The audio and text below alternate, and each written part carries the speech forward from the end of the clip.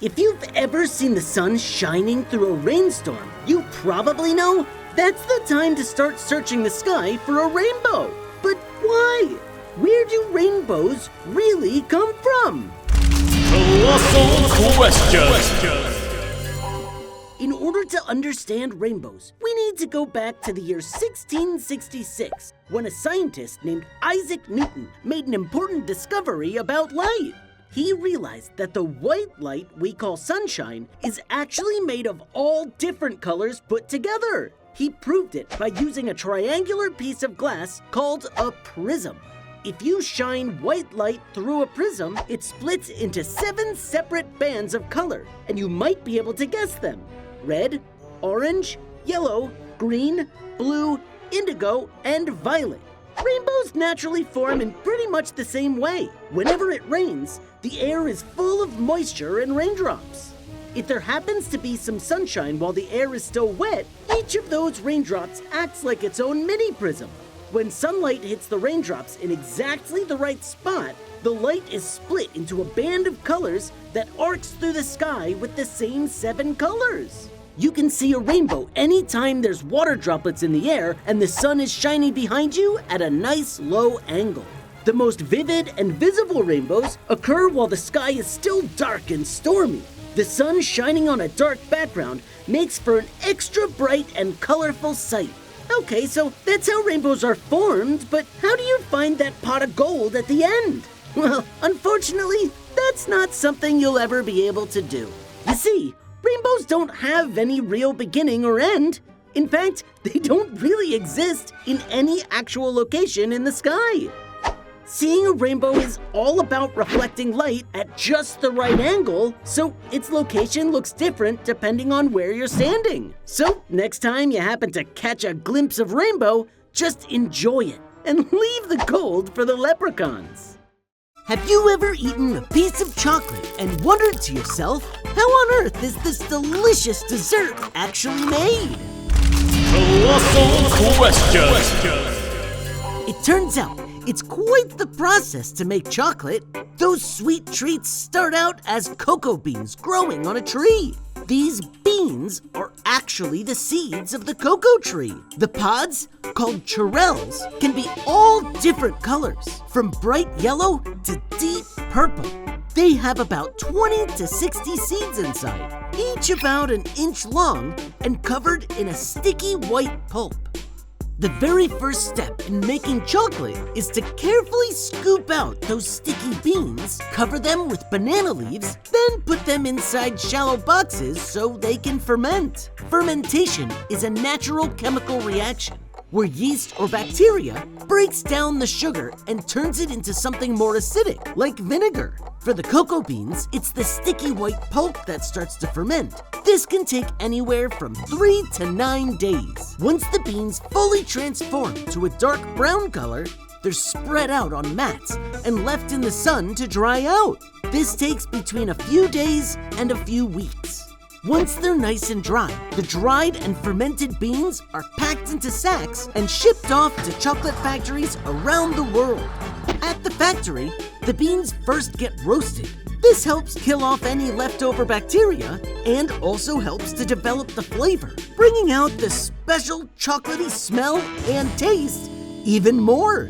After roasting, the bean is cracked open by a machine and the cocoa nibs are removed. Powerful fans blow away all the lighter shell pieces, leaving just the pure pieces of cocoa behind. Those nibs are then ground into a deep, dark brown paste called cocoa mass that smells great and tastes a bit like super buttery, bitter chocolate. Some of this cocoa mass is kept for later. The rest is pressed in a machine that squeezes all the cocoa butter out of the paste, leaving behind a flat, dry cake that's ground into a powder like you might use in hot chocolate. The hunk of cocoa mass from before is mixed with the cocoa butter that was squeezed out. Then plenty of sugar is added. Sometimes other ingredients are thrown in too, like milk, vanilla, nuts, or other flavors. The chocolate blend is then sent through rollers, to work out impurities and make the chocolate as perfectly smooth as possible. Finally, the concoction is heated and cooled over and over in a special process called tempering that keeps the chocolate looking nice as it dries into its final form. Whew, that's a lot of steps. It turns out that making chocolate is, well, kinda hard. Eating it, on the other hand, well, that's the easy part. Mummies are much more morbid than most other mythic monsters for one main reason. They're real. So what exactly are mummies and how are they made? Colossal Question. Most people think of ancient Egypt when they picture a mummy, but actually, they weren't the only people to make them. The Spirit Cave mummies found near Fallon, Nevada in 1940 were mummified more than 9,400 years ago. Before that, the oldest known mummy on Earth still wasn't Egyptian. It was a child found in Chile and was from around 7,000 years ago. But it was only about 5,000 years ago that Egyptians started intentionally mummifying the dead. Part of the reason that Egyptian mummies are so much more well known is because archaeologists have dug up a ton of them. That's helped experts learn a lot of info about them, including the 5 basic steps for making a mummy the Egyptian way. They started by washing the body with wine and water from the Nile River. Then they removed the organs. Next, they cleaned the lungs, liver, stomach, and intestines and put them in special pots called canopic jars that are each shaped like an Egyptian god. The heart was considered the center of intelligence, so it was put back in the body. After that, they would bury the body completely in a special salt called natron for 40 days to get rid of all the moisture. Once the body was dry, they would take it out of the salt and fill it with rags, spices, and plants to keep its shape. Finally, they would wrap it up in those famous linen fabric strips. Once the body was fully wrapped up, it was put in a sarcophagus and placed in a tomb. Think that's creepy? Well then, wait till you hear what people did once they found them. You see, at the beginning of the 1800s, Europeans had a brand new fascination with everything ancient Egypt. Lots of new tombs and mummies were being discovered all the time, and people couldn't get enough of it. Egyptomania, as it's known, became such a popular fad that people started hosting something called disintegration parties, and they're just as terrible as they sound. Partygoers would spend a weekend watching an unwrapped mummy that slowly disintegrated as it came in contact with the air. Yep, people did some weird things to entertain themselves back in the day. Remember that next time you get in trouble for too many video games. Have you ever seen big honeybees buzzing around blooming flowers and wondered to yourself, why do bees make honey? Colossal Question. The process of making honey starts when adult worker bees fly out of their hive in search of flowers filled with nectar, the main ingredient they need to make honey. Depending on the time of year and the weather outside, worker bees may have to fly for miles before they find the right flowers.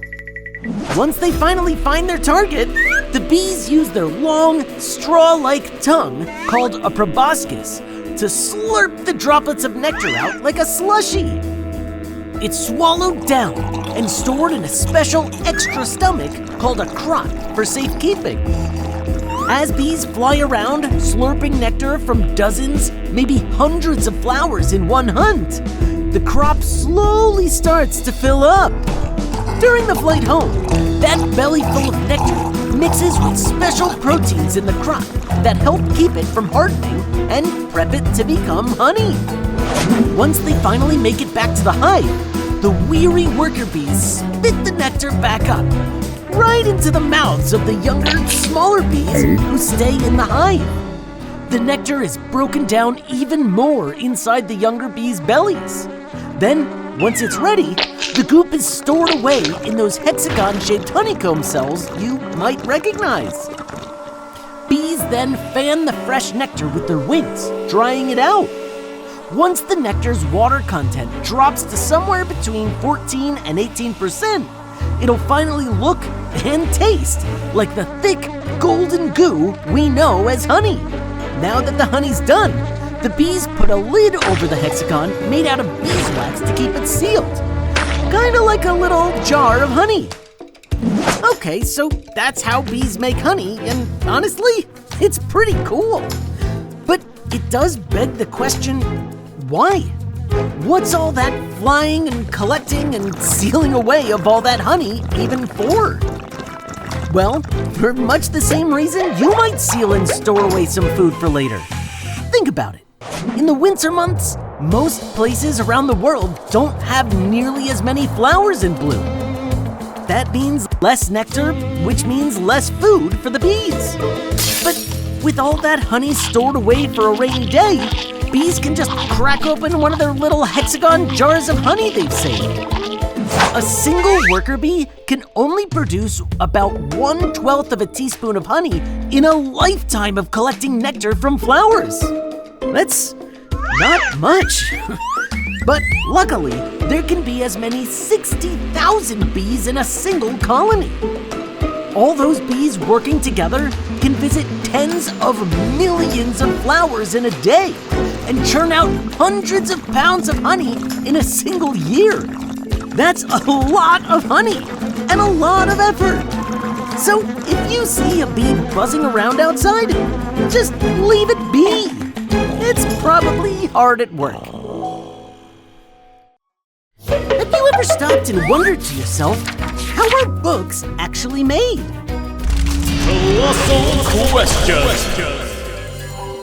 Books have been around for many thousands of years, though ancient versions weren't exactly books by our modern-day standards. Ancient civilizations first started writing on just about anything they could scribble on. Stone, clay, tree bark, metal sheets, and bones were all used to write down information. It was the ancient Egyptians who first used a paper-like material called papyrus that was made by weaving tight, flattened stems of the papyrus plant. Eventually, they began gluing several sheets of papyrus together to form scrolls, which were basically just a long piece of papyrus or any other kind of paper that's rolled up for storage. Eventually, these scrolls led to the codex, the first ancient evolution of written information that starts to look like a book as we know it. To make a codex, sheets of papyrus or other paper-like material were stacked up, cut to size, bound along one edge, and usually protected between two covers that were made of a stronger material, usually wood or leather. Since each one was handmade and handwritten, books in that era came in all shapes, sizes, and styles. Some could be simple, while others were extremely ornate, depending on the time and effort put into making them. Papermaking dates back to the ancient world in China, but it wasn't until the 100s AD that a court official of the Han Dynasty named Kai Lun came up with an improved recipe for paper that made it lighter, cheaper, and more durable. China is also where the first movable type printing machines were invented. For the first time, a page full of characters could be printed out, then reprinted again and again without someone doing it by hand. At first, this printing tech was mostly limited to China and Korea, but around the 1450s, inventor Johannes Gutenberg introduced the printing press to Europe, likely influenced by rumors of the printing machines in Asia. The printing press was a really big deal because, for the very first time, all of Europe and the rest of the Western world was now about to mass-produce books for the very first time. Bookmakers no longer needed to break their backs, painstakingly handwriting page after page, only to end up with a few completed by day's end. The printing press could spit out well over 3,000 pages every day and without the writer's cramp. Nowadays, the text of a book is printed on big, oversized sheets of paper. Those sheets are sliced down smaller, then divided into organized stacks. Those stacks are folded in half and sewn together. The folded and sewn stacks are cut down to their final size and affixed to the spine of the book with glue. If you look close at the spine of a book, you'll probably be able to see the little folded stacks that make up the whole. And that's all she wrote, for now. Because who knows what the future holds for books? We started making them by hand, then spat them out of a machine. Now we read them digitally. In 100 years? Well, your guess is good as mine. Painting is one of the most popular pastimes on the planet, and easily one of the oldest. But have you ever stopped and wondered how paint is actually made? Colossal Question. Humans have been using paints for a long time. Some of the oldest art ever found are cave paintings that are more than 44,000 years old. Our cave ancestors were scribbling their work on the walls with red and black pigment that came from whatever they could find that would leave behind colors. Rocks, charcoal, berries, or different minerals found in the soil. The earliest prehistoric cave paintings look like something you might find in a modern elementary school. It's a collage of hands stenciled onto the wall. Paint has changed plenty since we first lived in caves. People eventually discovered more colorful rocks, clays, and minerals in the earth and developed new ways to mine them and turn those raw rocks into powdery pigments. Paints of just about every color were available in the ancient world, and they were slapped on everything. Armor, artwork, statues, murals, and buildings were all painted, making ancient Rome much more colorful than we imagine. Some colors were hard to make, and that made them highly valuable. Take Tyrian purple, for example. That's a reddish-purple hue made from sea snails that was all the rage in the Roman world. The purple dye was made in the city of Tyre in modern-day Lebanon. No one knows exactly how it was made, but we do have a few stinky details. Tens of thousands of sea snails were collected in nets and left out to decompose in the sun, which didn't smell great. Besides the smell, it also apparently took lots of labor to turn the rotting snails into a purple dye.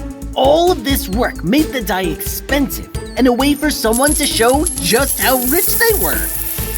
For centuries, paints remained popular, but were too expensive for common people to buy since it wasn't so easy to make them.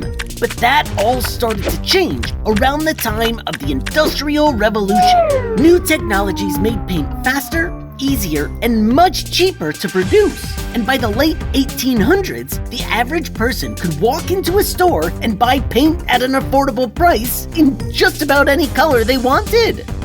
Today, most paints are made using three main ingredients: a pigment, a resin, and a solvent. Pigments give paint its color, and resin helps the pigments stick together and fuse to the surface you're painting. The solvent is usually water or oil, and it helps keep the paint wet so clumps don't form and it goes on evenly. So next time you smell the stink of wet paint drying on a wall, at least you can take comfort in the fact that it doesn't smell as bad as 10,000 rotting sea snails. Ugh, and that's progress.